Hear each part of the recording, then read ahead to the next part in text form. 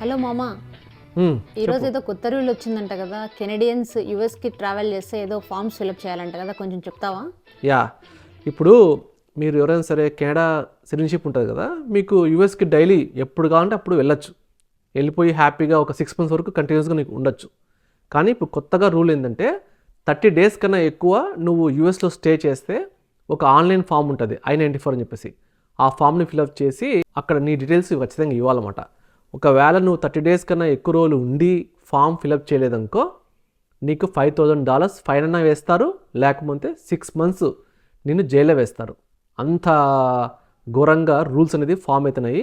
ఇది April 11th నుంచి start అవుతుందంట. ఇందులో కెనడా ఎగ్జామ్ట్ ఉంటుందా లేదా అని చెప్పేసి తెలియట్లే, కానీ చాలా మటుకు కెనడా కూడా ఎగ్జామ్ట్ ఉండదని చెప్పేసి అంటున్నారు. ఇదంతా ఎందుకు అనుకున్నావు తెలుసా నీకు? తెలియదు.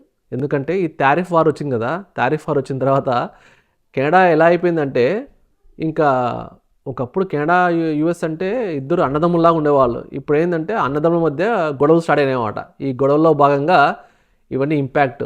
ట్రంప్ వచ్చాడు కదా, ట్రంప్ వచ్చిన తర్వాత ఏదైనా సరే సాధ్యమే. సో ఇదొక ఇంపాక్ట్, తప్పదు.